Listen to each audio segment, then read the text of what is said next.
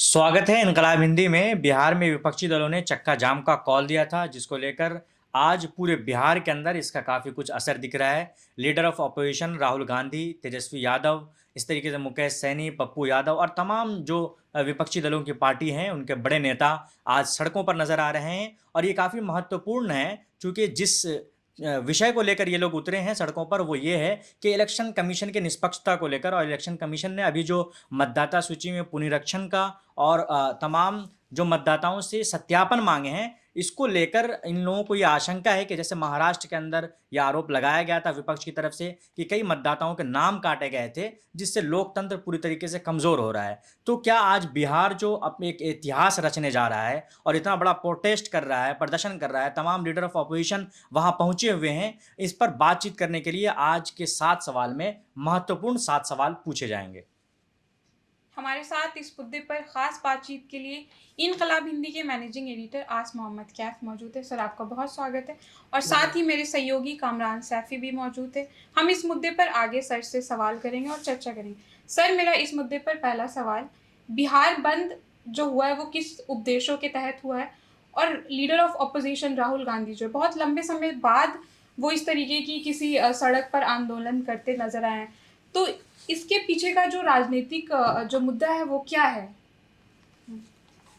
देखिए, इरम, पहला और सबसे इम्पोर्टेंट बात तो ये है इसमें कि आपने चूँकि सवाल कर लिया शुरुआत में कि बिहार बंद क्यों हुआ है। मैं समझता हूँ कि बिहार के लोग ये मैसेज पूरे देश को देने में कामयाब हो गए हैं कि बिहार बंद हुआ क्यों है। बिहार बंद इसलिए हुआ है कि चुनाव से ठीक पहले, जिसमें संभावना है कि बिहार में स्टेट इलेक्शन है और उसके लिए बहुत अधिक समय बचा नहीं है, 4 से 5 महीना बचे हुए हैं। तो स्टेट इलेक्शन से ठीक पहले बिहार में मतदाता सूची पुनरीक्षण, रिवीजन SIR जिसको कह रहे हैं, वो चल रहा है। और उसमें बहुत सारी कंडीशंस रखी गई हैं जिसको फुलफिल करना वो बिहार के लोगों के लिए, बिहार के 70% लोगों के लिए बहुत कठिन है, 90% लोगों के लिए कठिन है, और 10% लोग जो हैं उसमें ऐसे हैं जो इसको फुलफिल कर सकते हैं। तो 70% लोगों के लिए बहुत कठिन इसलिए है क्योंकि बिहार की जो ग्रामीण अंचल की आबादी है 70% वो गांव में रहती है, शहरी वहाँ कम आबादी है। और अनफॉर्चुनेट ये दुर्भाग्य है बिहार का कि जो शहरी आबादी है उसे भी इंडिया के मेट्रोपॉलिटन सिटीज़ की तुलना करें, मुंबई, दिल्ली, कानपुर, चेन्नई, बेंगलोर, तो वो उनके जैसी आबादी भी उनकी नहीं है। हम ये तुलना नहीं कर सकते कि पटना और रांची का जो व्यक्ति है उसकी लिविंग जो है वो दिल्ली के और मुंबई की लिविंग जैसी होगी। तो ये पहले तो लिविंग का अंतर है। दूसरी बात, अब हम समझें इसको, उसमें बहुत सारी कंडीशन है, बहुत सारी कंडीशन में तो बातचीत बहुत लोग जर्नलिस्ट कर रहे हैं और कहीं ना कहीं आपको एक कंडीशन इसकी जानकारी मिल गई होगी। एक कंडीशन उसमें ऐसी है जिसको लेकर के जो है वो सबसे ज़्यादा चिंता है। वो कंडीशन ये है कि 1987 के बाद पैदा हुआ व्यक्ति वोटिंग लिस्ट में अपना नाम दर्ज कराने के लिए 1987 से पहले पैदा हुए उनके अपने माता पिता का प्रमाण देगा। उसे ये सिद्ध करना है कि एक तो मैं उनका संतान हूँ, बेटा है या बेटी है, एक तो मैं उनका संतान हूँ और उनका प्रमाण ये है। अब मान लीजिए 1987 से पहले उनके पिता जो पैदा हुए, उनका जो है वो हुए 50 में या 40 में या सन 60 में, 1940 में, 1950 में, 1960 में। और बिहार का जैसा कल्चर है तो आप अगर कभी बिहार जाएं तो आप देखेंगे, हालांकि ये देश का दुर्भाग्य अलग विषय है, तो बिहार बहुत सारी समस्याओं से जूझता रहता है हमेशा। और जिन बहुत सारी समस्याओं से जूझता है उनमें जो सबसे ज़्यादा गंभीर समस्या है वो है बाढ़। और बाढ़ जो है वो अगर आप देखें तो वहाँ तो ऐसे ऐसे घर लोगों के हैं जिन्हें 6 महीने में घर बदलना पड़ता है। और घरों पर छतें नहीं है, पक्की छतें नहीं है, पक्के घर नहीं है। वहाँ मॉल इंडस्ट्री नहीं है, वहाँ फ्लैट इंडस्ट्री नहीं है, वहाँ ऐसा कल्चर नहीं है। सर, नोएडा में आप बड़े बड़े देखें, वहाँ ट्रम्प टावर नहीं है गुड़गांव की तरह कि 4 करोड़ के टावर आप एक हो, 5 करोड़ के एक टावर हो। तो बिहार में जो घर हैं वे बिजली की समस्या से जूझते हैं। भाषणबाजी तो तमाम नेता करते हैं। वे बाढ़ की समस्या से जूझते हैं, आग लग जाए तो जानवर घरों में आ जाते हैं, कागज संभाल के कैसे रखेंगे, रोटी नहीं संभाल के रख पाते। हमारे मुल्क में जिस स्टेट के लोग रोटी संभाल के ना रख पाए, उनसे आप कह रहे हैं कि 100 साल के कागज हमें लाके दिखा दो, 1987 से पहले कागज हमें लाके दिखा दो, उसके आधार पर आपको वोट डालने का अधिकार मिलेगा। ये एक बॉर्डर एरिया है, एक बॉर्डर एरिया है जो बंगाल से मिलता है, एक बॉर्डर एरिया है जो नेपाल से मिलता है, एक बॉर्डर एरिया है। और ये बॉर्डर एरिया जो है, ये तमाम तरह की समस्याओं से, जंगल है वहाँ, आप स्कूल वहाँ नहीं पहुँचा पाए, आप पानी वहाँ नहीं पहुँचा पाए, आप लाइट वहाँ नहीं पहुँचा पाए, आप कंप्यूटर वहाँ नहीं पहुँचा पाए, और आप कह रहे हैं कि कागज लाओ 1987 से पहले जो तुम्हारे माता पिता पैदा हुए हैं, तब आपको हम वोट डालने देंगे। इसलिए बिहार के लोग इसे शॉर्ट टर्म एनआरसी कह रहे हैं, छोटी एनआरसी कह रहे हैं। उनको ये समस्या है। अब एक और समस्या इसमें वो ये है कि कागज लेता कौन है, कागज देता कौन है, और कागज चढ़ाता कौन है, एंट्री होती कैसे है। वोटर ने ले जाकर अपने कागज दिए, बीएलओ ने कागज कलेक्ट किए, और बीएलओ ने बूथ पर जाकर के अपने ऑफिस, ब्लॉक ऑफिस में जाकर के उस कागज को चढ़ाना शुरू किया वोटिंग के लिए। बिहार के आदमी कपड़ा ठीक से नहीं पहन पा रहे, धोती बेचारे रखते हैं, ऊपर का बदन आप देखिए उनका, वो सैलून नहीं समझते हैं, बाल वो नहीं, वो कुछ लोग गांव के बेचारे, उनको रोटी आप ठीक नहीं दे पा रहे, उनको रोजगार ठीक नहीं मिल पा रहा, वो बीएलओ के पीछे भागेगा, वोटिंग मुझे करनी है। क्या करेगा वो? कहेगा यार मैं झंझट में नहीं पड़ता, मैं नहीं दे रहा वोट, कहेगा मैं वो नहीं दे रहा वोट, और 20% वोट तो ऐसे कम हो जाएगा। टेक्निकल पॉइंट इसमें यह है कि 2020 के बिहार विधानसभा चुनाव में 90 विधानसभा सीटें ऐसी हैं जहां 10,000 से कम वोटों की जीत हुई है, यानी जीत का अंतर जो है वो 10,000 से कम वोटों का है। ये टेक्निकल पॉइंट है। आपने एक विधानसभा सीट पर 5 से 10,000 वोट प्रभावित कर दी, तो बदल गई विधानसभा सीट। अभी 125 है, एनडीए की 4 जीते, बाई इलेक्शन में 129 है, थोड़ा सा बदल गया, संख्या बढ़ जाएगी 50 सीटों की, 90 में से 50 प्रभावित हो गई, तो वो सीन सरकार, सब ये टोटल गेम जो है ये सरकार का गेम है। राहुल गांधी गए हैं, एलओपी हैं, गए हैं सड़कों पे, प्रदर्शन कर रहे हैं, करना चाहिए प्रदर्शन, अपनी बात को कहना चाहिए। ये बिहार के लोगों के लिए बहुत इम्पोर्टेंट फैक्टर है, ये जीवन का प्रश्न है, ये वोटिंग का प्रश्न है, सम्मान का प्रश्न है। और इलेक्शन कमीशन जिस तरह से काम कर रहा है, अपोजिशन के लोग जो कह रहे हैं उसमें काफ़ी हद तक जो है वो अपोजिशन के लोग अपनी बात को सही तरह से प्रेजेंट कर पा रहे हैं। सर, जैसे आपने राहुल गांधी का जिक्र किया, लीडर ऑफ अपोजिशन है, अभी पटना की सड़क पर हैं वो, और तेजस्वी यादव, अभी उनका एक बयान आया है, उन्होंने कहा है कि बिल्कुल ये महाराष्ट्र की कॉपी कर रहे हैं इलेक्शन कमीशन, और इसमें जैसे महाराष्ट्र में उन्होंने किया है वो करना चाहते हैं। तो मेरा ये सवाल है कि वो क्या महाराष्ट्र में ऐसा किया इलेक्शन कमीशन जिसको लेकर ये आरोप लगा रहे हैं। दूसरा, तेजस्वी यादव जो कि पूर्व डिप्टी सीएम रह चुके हैं, उनका ये आरोप है कि एक पार्टी है जो इलेक्शन कमीशन को रिमोट की तरह चला रही है। तो इन दोनों बयानों को किस तरीके से आप देख रहे हैं? जब मैं इन दो बयान की आपने बात की है तो मैं आपको थोड़ा सा पीछे ले जाता हूँ। और आपको याद होगा जब 2024 में लोकसभा चुनाव चल रहा था तो उस समय कांग्रेस पार्टी का अकाउंट फ्रीज कर दी गई थी जी। और तब राहुल गांधी ये कह रहे थे कि ये ऐसा क्रिकेट मैच हो रहा है, यानी एक ऐसा मैच हो रहा है जिसमें विकेट कीपर भी इनका है, बल्लेबाज भी इनका है, गेंदबाज भी इनका है, एम्पायर भी इनका है, तो पिच भी इनकी हो गई है। तो ये ऐसा नहीं है, समझते नहीं है, देश के सारे विपक्षी नेता सब कुछ समझते हैं।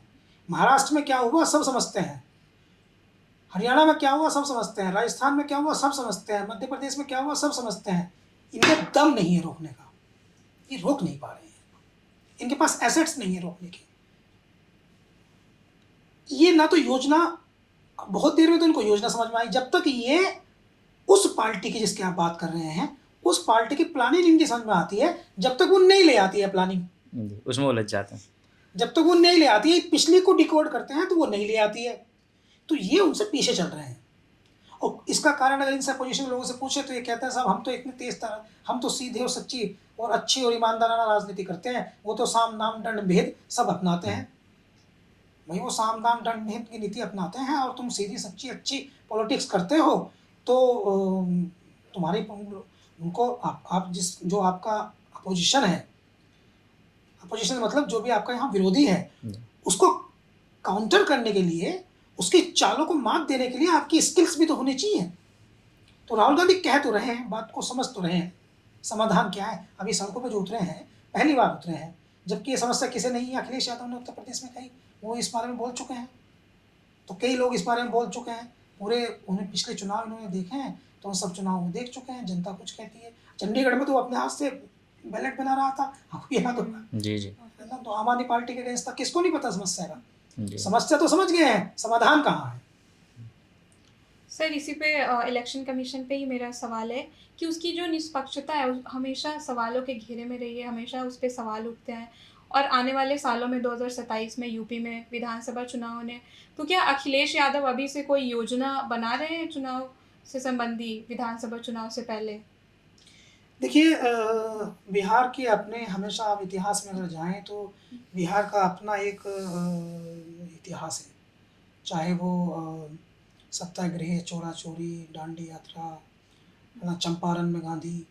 तो बिहार का अपना एक इतिहास है और बहुत विशाल, बहुत विस्तृत और बहुत गौरवशाली अतीत है बिहार का।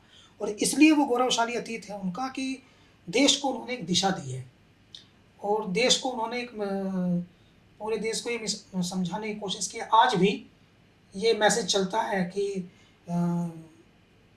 एक बिहारी 100 पर भारी, ये मैसेज चलता है और उनकी बुद्धिमत्ता की प्रशंसा और उनकी हमेशा से होती रहती है। तो इस दृष्टिकोण से हम देखें तो ये जो मैसेज है, बिहार ने जो मैसेज दिया है, ये उत्तर प्रदेश की आँख खोलेगा और यकीनन उत्तर प्रदेश की आँख खोलेगा, क्योंकि उत्तर प्रदेश का एक इलाका पूर्वांचल, बुंदेलखंड थोड़ा अलग है, लेकिन एक इलाका पूर्वांचल, वो जैसे देवरिया है, आजमगढ़ है, मऊ है, बनारस है, तो एक पूरा इलाका वो बिहार से मिलता है, बिहार की सीमा पे है। और उत्तर प्रदेश की लगभग 50 या 60 विधानसभा सीट ऐसी है जो सीधे बिहार की राजनीति के जैसे राजनीति करती है, सेम पैटर्न उनका वही है, वोटिंग पैटर्न उनका वही है। कुर्मी एक समाज है उत्तर प्रदेश में जिसके लगभग 10 के आसपास सांसद है, अनुप्रिया पटेल उनकी एक पार्टी है, समाजवादी पार्टी के 9 सांसद जीत गए कुर्मी कम्युनिटी से आते हैं। और कुर्मी नीतीश कुमार हैं जो उत्तर प्रदेश से सटा हुआ बिहार है, उसके सीएम है।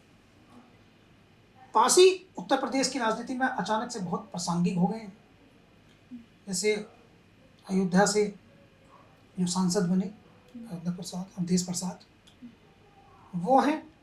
ऐसे पासी सांसद बहुत सारे बन गए हैं, 6 बन गए हैं। पासी का राजनीति में दबदबा आ गया है। चिराग पासवान, रामविलास पासवान का पहले उनका दबदबा बिहार की पॉलिटिक्स में था। चिराग ने 100% स्कोर किया था, जितनी सीटें मिली सब जीती थी। तो पासी यहाँ है। और जो कनेक्शन है उत्तर प्रदेश का बिहार का, वो थोड़ा पश्चिमी उत्तर प्रदेश को अलग कर दें हम, और थोड़ा सा पश्चिमी उत्तर प्रदेश में हम मध्य उत्तर प्रदेश को भी ले लें, अवध जिसे कहते हैं, तो वहाँ आप उसको अलग कर दें। लेकिन वहाँ पर जो इम्पैक्ट है, उस इम्पैक्ट पर बहुत सारे लोगों की नज़र नहीं रहती, वो इम्पैक्ट बता देता हूँ। उत्तर प्रदेश में बड़ी संख्या में IAS और IPS जो है वो बिहार के हैं। तो चूंकि वो बिहार के IAS IPS उत्तर प्रदेश में बड़ी संख्या में है, तो वो माइंड सेट उनका, वो समझते हैं बिहार को। तो आप समझे तो बिहार और उत्तर प्रदेश, पश्चिम उत्तर प्रदेश में दिल्ली का प्रभाव है। तो पश्चिम उत्तर प्रदेश को थोड़ा सा हम अलग कर दें तो आप समझे तो शेष बचा हुआ जो राज्य है, जो 20-22 करोड़ की आबादी का राज्य है, 403 विधानसभा सीटों का है, बिहार जो है 243 विधानसभा सीटों का है, तो लगभग 100 विधानसभा सीट ऐसी है उत्तर प्रदेश की जो बिहार जैसी ही चलती है। उनका जो फ्लो है वो वैसा ही है जैसा बिहार का फ्लो है। तो निश्चित तौर पर प्रभावित होने वाली बात तो है, और इस बात को अखिलेश यादव समझ रहे हैं। तो बिहार जो है उसने प्रदर्शन करके, LOP ने वहाँ जा करके अखिलेश यादव को, जो उत्तर प्रदेश में मुख्य विपक्षी पार्टी के नेता है, उनको एक रास्ता दिया है। उनको एक रास्ता दिया है कि उत्तर प्रदेश बड़ा राज्य है और अगर इस तरह का विरोध बिहार कर सकता है, अभी तो इस विरोध का नतीजा देखना जो है वो बहुत जरूरी है। कोई हाँ कुछ कह रहे हैं? सर, इलेक्शन कमीशन तो अपने फैसले पे अटल है और सुप्रीम कोर्ट में भी कई नेताओं ने, विपक्षी नेताओं ने अपना दायर किया है। तो इसमें क्या लगता है, कल 10 तारीख को सुनवाई होनी है, सुप्रीम कोर्ट ने कहा है कि हम 10 तारीख को सुनवाई करेंगे, और आज इतना बड़ा चक्का जाम हुआ और एक अच्छा खासा इम्पैक्ट पड़ रहा है, तो क्या लगता है, क्या सुप्रीम कोर्ट कुछ खास फैसला सुना पाएगी इस पे? देखिए सुप्रीम कोर्ट जो है वो क्या इसमें निर्णय देगी तो वो तो मैं इस पर टिप्पणी करना उचित नहीं समझता, इसलिए भी नहीं समझता कि सुप्रीम कोर्ट के जो न्यायाधीश हैं निसंदेह वो मुझसे बहुत अधिक विद्वान हैं, बहुत अधिक काबिल हैं। तो वो क्या निर्णय देंगे वो तो पेपर्स जो भी आएंगे दोनों पक्षों को सुनेंगे, दोनों पक्षों के वकीलों को सुनेंगे, और क्या निर्णय वो देंगे ये तो वही उसको डिफाइन कर पाएंगे। मगर मेरा ये मानना है कि जैसे मैंने पिछले कुछ देखे हैं, और ये है कि चुनाव आयोग जो है वो उसके विषय में बता सकता हूँ आपको, सुप्रीम कोर्ट के विषय में तो मैं कुछ नहीं बता सकता। नहीं सर, मैं ये हाँ कहना कि सुप्रीम कोर्ट पर क्या प्रभाव पड़ सकता है इस नहीं चक्का जाम सुप्रीम का? चक्का जाम से तो जनरल कई बार नोटिस करता है कोर्ट की, लोगों में नाराज़गी है तो वो उसको बात को नोटिस तो करता है, लेकिन क्या निर्णय देंगे वो अलग चीज़ है। मगर चुनाव आयोग पर जरूर आपने अच्छा जी सवाल पूछा है कि वो अटल है। जी। तो चुनाव आयोग जो है वो अटल तो है, और ये भी मैं कह दूँ आपको कि पिछली टीएन शेषन जब से आए थे, जिन्होंने आइडेंटिफाई कराया कि मैं कुछ हूँ, कि इलेक्शन कमीशन कुछ है, इलेक्शन कमिश्नर कुछ है, तो उसके बाद से हम जो स्थिति देख रहे हैं वो काफ़ी कमज़ोर तो होती जा रही है स्थिति। तो जब चूँकि वो स्थिति कमज़ोर होती जा रही है चुनाव आयोग की, और वो खिलौना बनता जा रहा है, रिमोट से उसे सत्ताधारी पार्टियाँ ऑपरेट करती जा रही है, तो चुनाव आयोग जो है वो जो तो सेंट्रल गवर्नमेंट की एक इकाई है, कुछ भी कहिए आप उसे, तो वो पहली बात तो उनकी सुनेगा। सुप्रीम कोर्ट ने कई बार सेंट्रल गवर्नमेंट के फैसले बदले हैं। पिछले दिनों एक बड़ा फैसला जो वक्फ बोर्ड का था, उस पर जो सुप्रीम कोर्ट का आया निर्णय, उसको लेकर के आपने देखा कि देश भर में अलग तरह की एक लहर बह गई थी। सुप्रीम कोर्ट के माननीय न्यायाधीश के संबंध में ही बहुत सारी गलत चीज़ें कही जाने लगी थी। तो सुप्रीम कोर्ट जो है वो उनका अपना है, वो कर सकते हैं, कुछ भी निर्णय दे सकते हैं, रोक भी सकते हैं। जी नहीं रोक सकते हैं मैं बिल्कुल नहीं कहूँगा, रोक भी सकते हैं, ये भी कह सकते हैं, आधार बना सकते हैं, पुराने निर्णय को आधार बना सकते हैं, भावनात्मक तौर पर भी देख सकते हैं। अमूमन वो फैक्ट पर देखते हैं, तो फैक्ट पर वो क्या निर्णय देते हैं तो वो सुप्रीम कोर्ट क्या करेगा, लेकिन मुझे उम्मीद है कि वो जनहित में ही बात करते हैं, देश हित में ही बात करते हैं।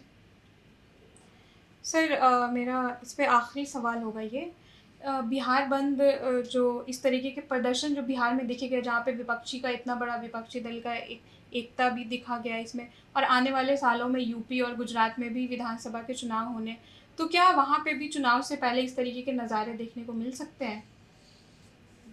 देखिए मैं बताता हूँ कि मैंने फिर आपसे कहा, और पूरा देश ये बात समझता है, और अब इस बारे में कोई दो बार बात करने की आवश्यकता जो है मैं समझता हूँ कि वो नहीं है राजनीतिक दलों को। जनता तो कितनी बार बात करे, राजनीतिक दलों को नहीं है। और अगर वो इस पर इफन बट करते हैं और बढ़िया बढ़िया एसी कमरों में महंगा महंगा पानी मंगा करके, बहुत शानदार वो ब्रेकफास्ट और रिफ्रेशमेंट मंगा करके चर्चा करते हैं, और फिर कहते हैं हमने ये सब कर दिया, तो मुझे लगेगा कि वे बहुत, मैं सख्त बात कह रहा हूँ, वे मुक्ता कर रहे हैं और अपने पैर पर मजबूत कुल्हाड़ी मार रहे हैं। चाहे वो कांग्रेस पार्टी हो, चाहे वो समाजवादी पार्टी हो, चाहे वो आरजेडी हो, या कोई भी राजनीतिक पार्टी हो। आपको समस्या पता चल गई है, आपने समस्या के समाधान के लिए क्या किया है ये कन्फर्म है।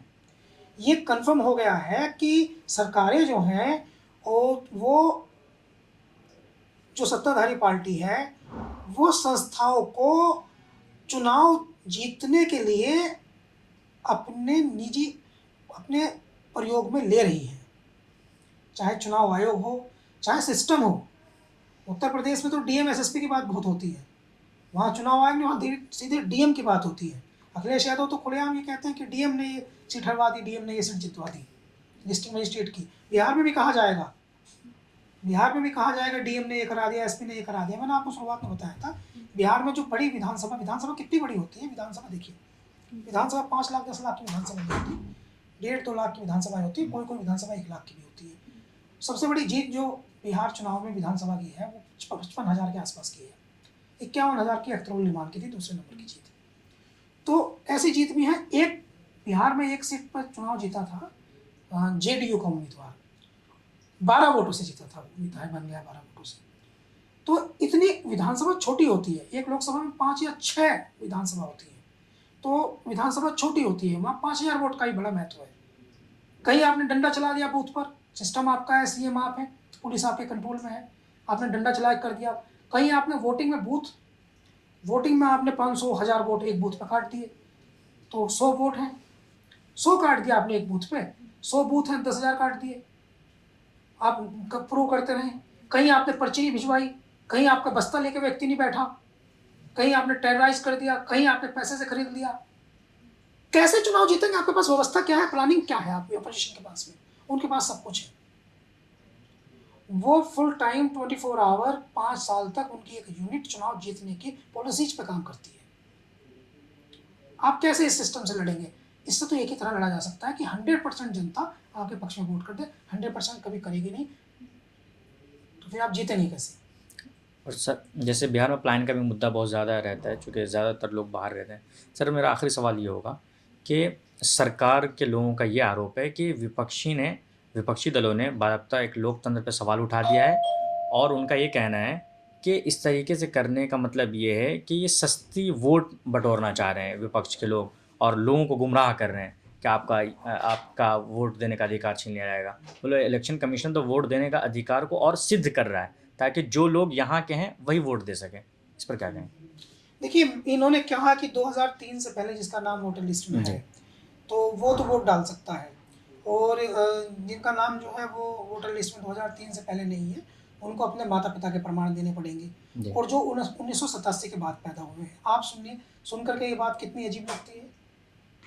वोटिंग लिस्ट में आप कैसे फेल लोगों का काम क्या होता है? अच्छा सुनिए, आपको ये आज ही याद आया? 3 महीने बाद आपके पास चुनाव है, आपको ये आज याद आया? आपके पास समय था, आप ये काम 1 साल पहले करते, आप ये काम 2 साल पहले करते।